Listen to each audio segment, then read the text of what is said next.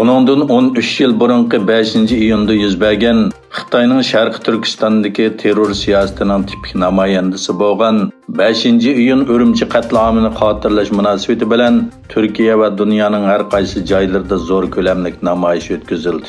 Turkiyadagi namoyish xalqaro Sharqi Turkiston tashkilotlar birligining tashkillashi bilan o'tkazilgan bo'lib, Xitoyning Istanbuldagi bosh konsulxonasi oldiga yig'ilgan Sharqi Turkiston xalqi oy yulduzliq ko'k bayroqni ko'targanicha Xitoyning 5-iyun Urumchi qatlamidagi vahshiyona bostirishiga va navbatda ijro qilayotgan irqiy qirg'inchilik jinoyatiga qarshi shiorlarni to'lashdi. Uningdan boshqa 2-iyun kuni Shvetsiyaning poytaxti Stokgolmdagi Xitoy elchixonasi oldida, 3-iyun Norvegiyaning poytaxti Oslodagi parlament binosi oldida namoyish o'tkazildi.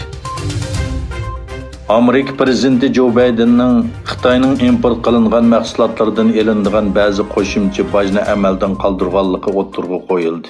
Bu temaga yaqin manbalarni asos qilgan Wall ko'chasi gazetining xabarida Bidenning davlat ichidagi pul paxalligini tuvallatish va Beijing hukumatiga qartilgan iqtisodiy besimni saqlab qolish siyosati orasida tanlash elib berish kerakligini o'tirg'i qo'ygan.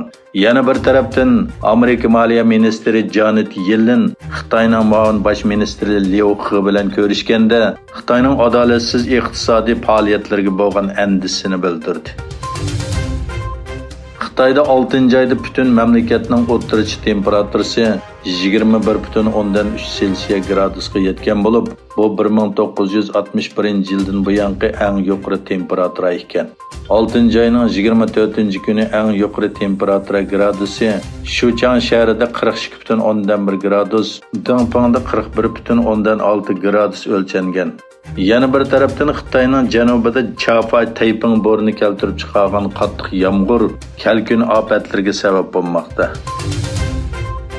Xitoy doiralari Amerika olam qatnashi idorasining boshlig'ining Xitoy oy sharini egallashni o'zining harbiy olam planining bir qismi deb qarashi mumkin degan so'zlarni rad qilib, Washingtonni olamni jang maydoni qilmoqchi deb aybladi.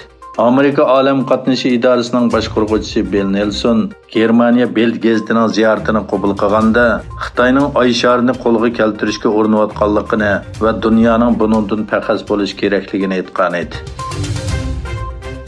Yaqinda bir xakerlar guruhi Xitoyning Shanxay jamoat xavfsizlik sistemasidan 1 milliard Xitoy fuqarosining nopisi, kimligi va necha milliard tal chiqadigan soqchiga ma'lum qilish xotirasi qatorliq sezgir shaxsiy uchurlarga erishganligini e'lon qildi.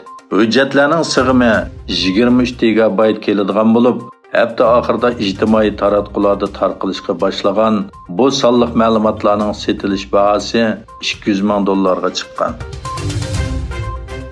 Bloomberg to'rining xabar qilishicha, Iran Rossiya bilan bo'lgan xam neft raqobatida texmi ko'p afzallikka erishish uchun Xitoyga neft bazasida texmi ko'p e'tibor qiladiganligini e'lon qildi. Hindistonda tamojna xodimlari Arab Birlashma Xalifaligining poytaxti Abu Zabidan Yangi Dehliga boradigan aeroplanning o'rindiq qismiga yoshiringan 1000 grammga yaqin sap oltinni qo'lga tushirdi. Al Arabiya to'rining xabar qilishicha, Hindistonning Indira Gandhi xalqaro aerodromiga qo'ngan aeroplanda taxminan $55,000 qimmatidagi pishiqlab ishlanmagan atkas oltin bayqalgan.